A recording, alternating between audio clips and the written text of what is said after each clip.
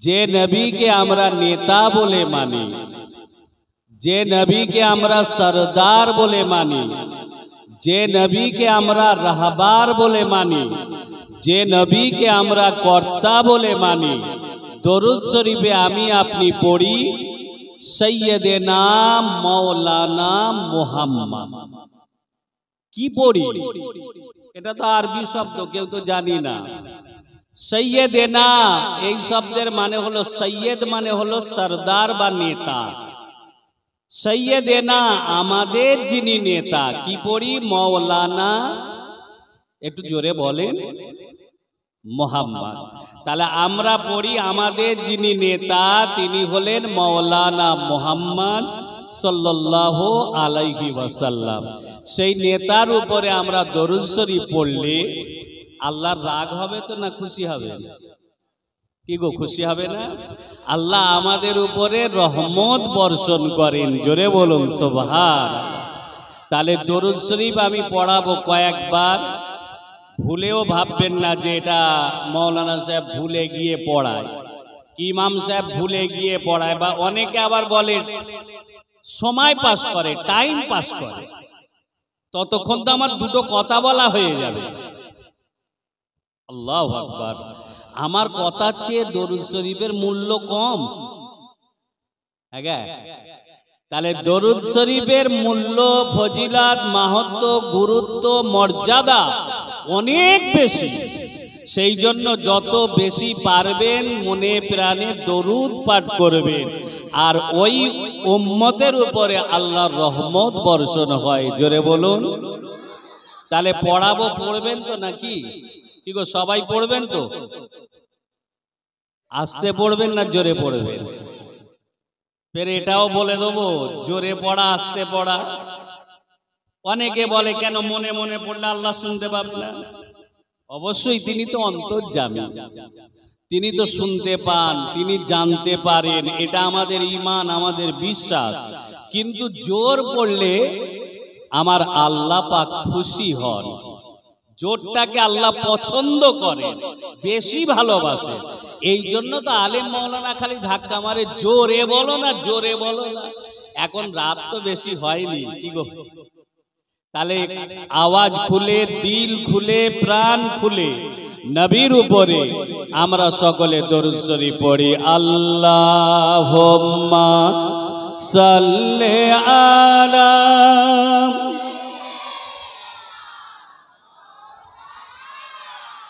এই হাসি কেন?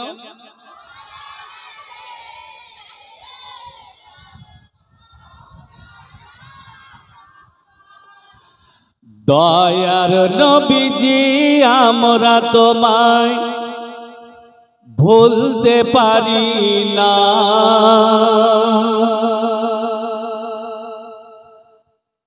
দয়ার নবীজি আমরা তোমায় ভুলতে পারি না। তোমার আম্মা আমিনা গো, তোমার দুধ মাহালিমা। জোরে বলবেন না? কি গো, বুঝতে পারছেন? শুধু নাচ শুনলে হবে না, এর মানে মতলব গুলো বুঝতে হবে। সুবহানাল্লাহ তো আপনা আপনি বেরিয়ে পড়বে। দয়ার নবীজি আমরা তোমায় ভুলতে পারি না, দয়ার নবীজি আমরা তোমায় ভুলতে পারি না। তোমার আম্মা আমিনা গো, তোমার দুধ মাহালিমা। তোমার আম্মা আমিনা গো, তোমার দুধ মাহালিমা। আল্লাহুম্মা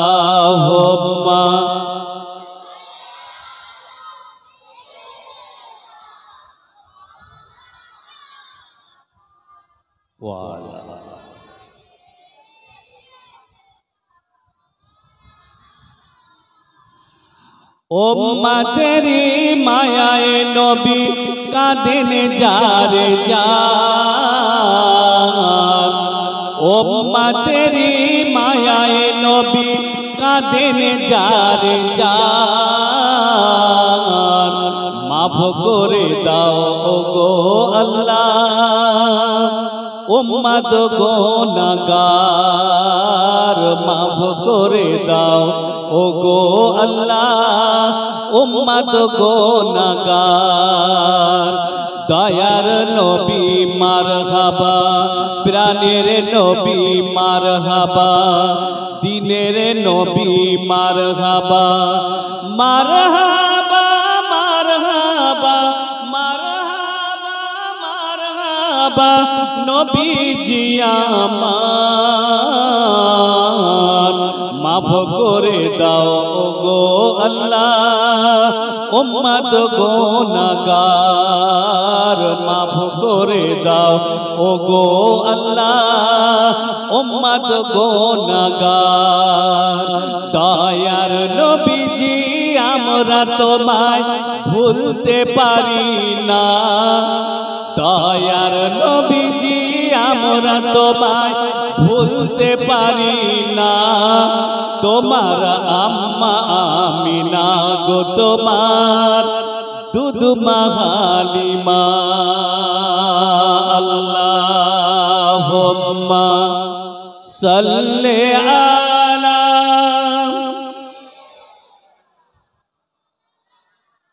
মাশাআল্লাহ আরো জোরে ওয়া আলা আলি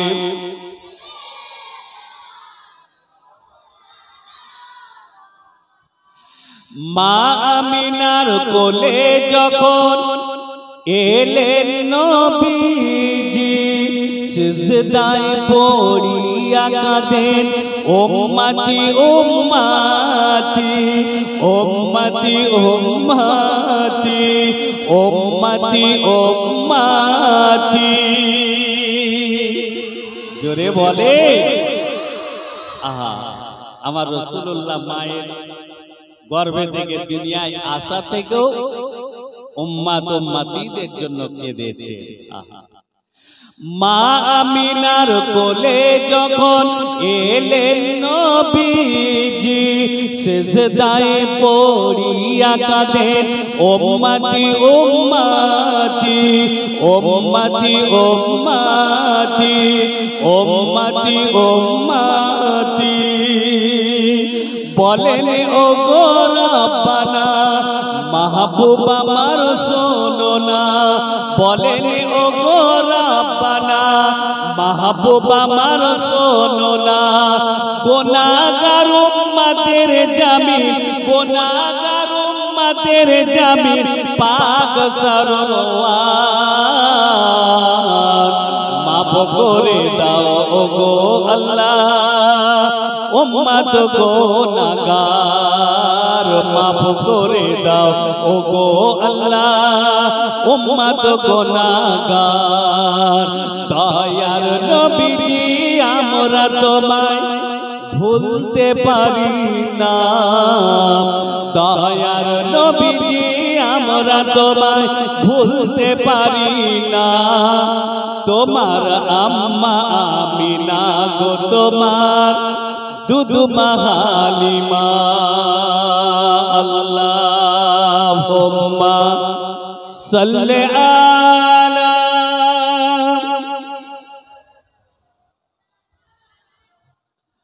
ওয়া আলা আলি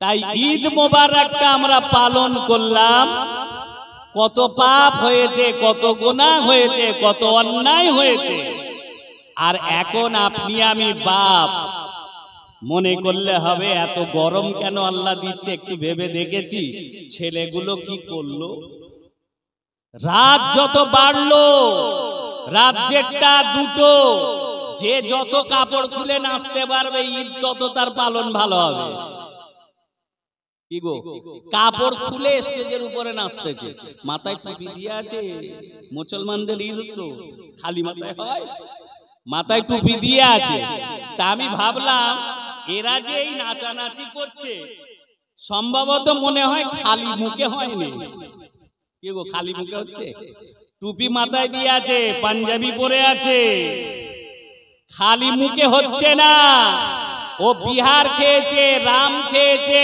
ব্র্যান্ডি খেয়েছে, অফিসার চয়েস খেয়েছে, 5 স্টার খেয়েছে। কি এগুলো? ফলের জুস। কি এগুলো? খেলে এনার্জি বাড়ে। ওইটা খেয়েছে, খেয়ে আর স্টেজের উপরে চুল্লু খেয়ে উল্লু হয়ে ঘুরছে, স্টেজের উপরে নাচানাচি করছে। আবার কখনো সময় রাস্তায় নেমে আসছে, গাড়িগুলোকে ধরছে, রাস্তায় নেমে আসছে, নেমে পড়ে ডান্স দিচ্ছে। হায়রে মুসলমানের ছেলে! এর জন্যই তো জলসা জুলুস গুলো করা। যদি কিছুটা হলেও অন্তরেতে ধাক্কাটা লাগে, এই ধাক্কা লাগার নামটাই হলো হেদায়েতের ইচ্ছা। আমার আল্লাহ চাইলে কি গো, পারেন না? পারেন না? পরিবর্তন করে দিতে পারে। ভালোবাসার জায়গা মদিনা, ভালো লাগার জায়গা মদিনা। জোরে বলবেন না সুবহানাল্লাহ? সবাই মিলে একটু আওয়াজ দিয়ে বলে, ভালোবাসার জায়গা মদিনা, ভালো লাগার জায়গা মদিনা। সত্যি কথা তো নাকি? এই যারা গিয়েছেন তাদের জিজ্ঞাসা করবেন, এমন একটা জায়গা তামাম পৃথিবীর সাথে ওই জায়গাটা তুলনা করা যাবে না। জোরে বলুন সুবহান। আমি হাতটা তুলছি, আমার সাথে হাতটা তোলেন তো একবার দেখি। সবাই তুলে রাখেন, কেউ নামাবেন না। আমার সাথে সাথে নাতটা মনে মনে জোরে জোরে আওয়াজ দিয়ে যেমন খুশি পড়বেন। সবাই আমার সাথে পড়বেন, দিলটা শান্তি পাবে। আমার সঙ্গে পড়ে, হাত তুলে রাখবেন, কেউ নামাবেন না, আস্তে আস্তে হাতটা নাড়াবেন। ভালোবাসার জায়গা মদিনা, পড়ে, ভালো লাগা জায়গা মদিনা, ভালোবাসার জায়গা মদিনা, ভালো লাগা জায়গা মদিনা। এত সুন্দর জায়গা কোথাও মেলে না, এত সুন্দর জায়গা কোথাও পাবে না। পাঠিয়েছে দয়াল রব্বানা, ভালোবাসা জায়গা মদিনা। জোরে জোরে, ভালোবাসার জায়গা মদিনা, ভালো লাগার জায়গা মদিনা। যতই দরুদ পড়ি তৃপ্তি মেটে না, যতই দরুদ পড়ি তৃপ্তি মেটে না। আশিকি ছাড়া অন্য বোঝে না, ভালোবাসার জায়গা মদিনা। জোরে জোরে, ভালোবাসার জায়গা মদিনা, ভালো লাগার জায়গা মদিনা। একদিন মরণ হবে, কেউ তো যাবে না, একদিন মরণ হবে, কেউ তো যাবে না। যাবেন শুধু শাহে মদিনা, ভালোবাসা জায়গা মদিনা, ভালো লাগার জায়গা মদিনা, ভালোবাসা জায়গা মদিনা। এত সুন্দর জায়গা কোথাও মেলে না, এত সুন্দর জায়গা কোথাও মেলে না। পাঠিয়েছে দয়াল রব্বানা, ভালো লাগার জায়গা মদিনা, ভালোবাসার জায়গা মদিনা, ভালো লাগার জায়গা মদিনা। আল্লাহুম্মা সাল্লি আলা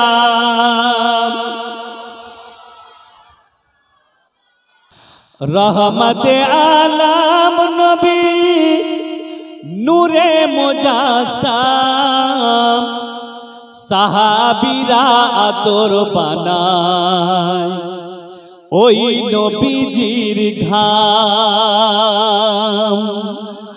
জোরে বলবেন না?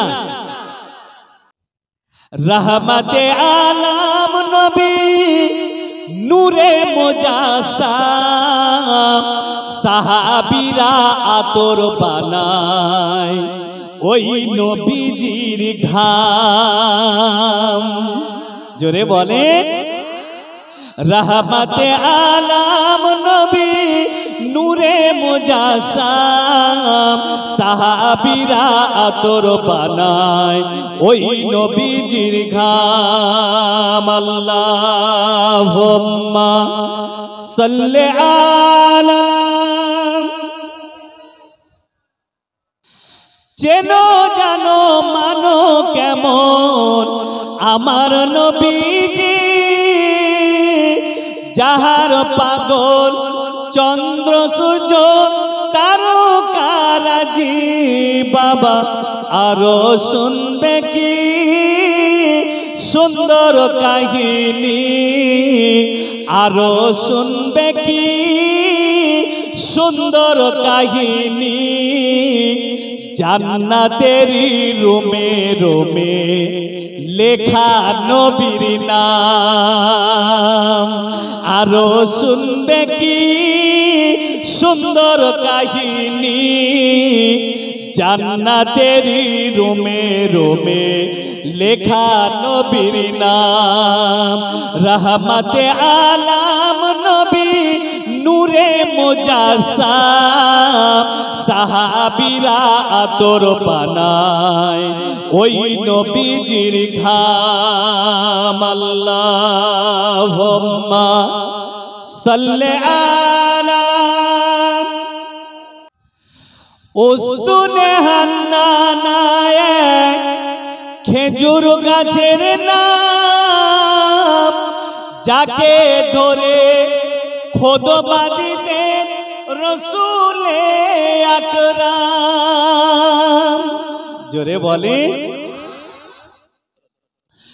উসতুনে হান্নানায় খেজুর গাছের নাম, যাকে ধরে খুতবা দিতেন রসুলে আকরাম। নবীর বিরহে গাছটি কাঁদিতে থাকে, নবীর বিরহে গাছ কাঁদিতে থাকে। হতবাক হলো যত সাহাবায়ে কেরাম। রহমতে আলম নবী নূরে মুজাসসাম সাহাবীরা আতর বানায় ওই নবীজির ঘাম। আল্লাহুম্মা সাল্লি আলা। এখন কোন আল্লাহর বান্দা জলসা শুনতে গিয়ে শুনেছে যে মৌলভী সাহেবরা জলসা করতে করতে বলছে, বাবারা আমার রসুলের সুন্নত হলো যখন তোমরা পায়খানা পেচ্ছাবখানায় যাবে মাথায় টুপি দিয়ে গামছা দিয়ে রুমাল দিয়ে তবে যাবে। পায়খানায় গেলে খালি মাথায় যেতে নেই, অনেকের মাথায় টুপি থাকে খুলে রেখে তবে যায়। উল্টো মাথায় টুপি দিয়ে রুমাল দিয়ে কিছু একটা দিয়ে রসুল যেতে বলেছে।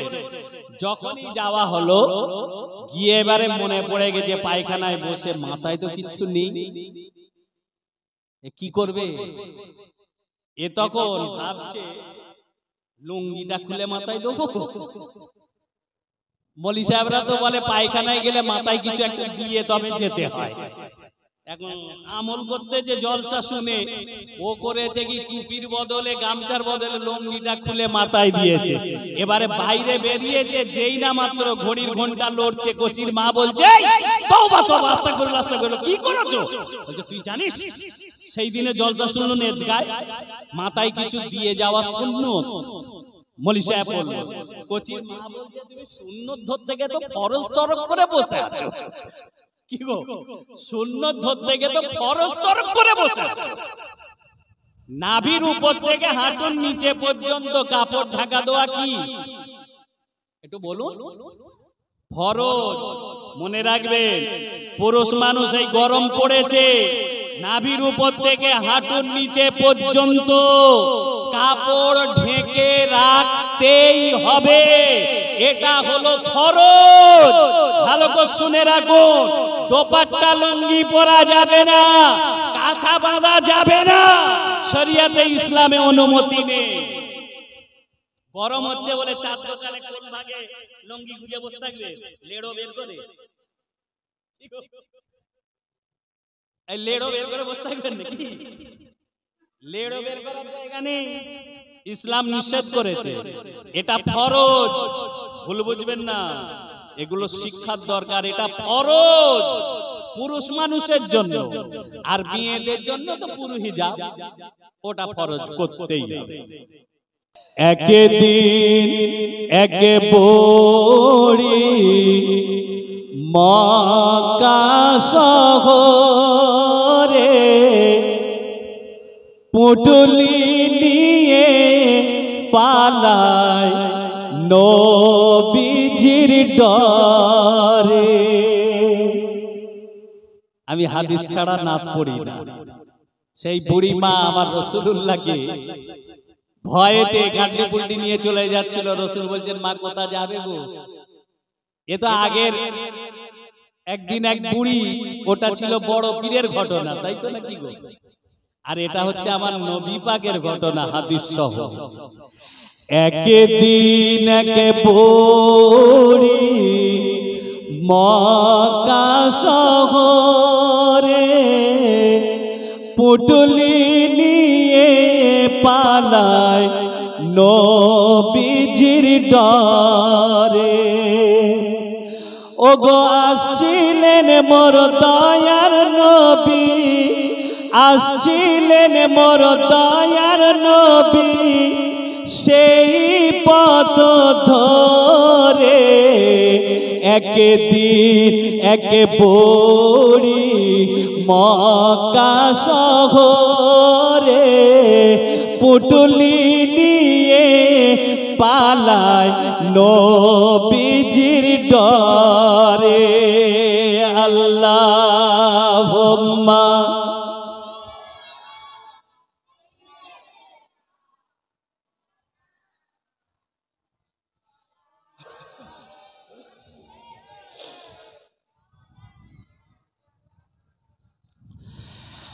ডেকে বলে মোর নবীজি, ও গো বুড়ি শোনো না, ভারী পুটুলি নিয়ে তুমি কোথায় যাবে বলো না।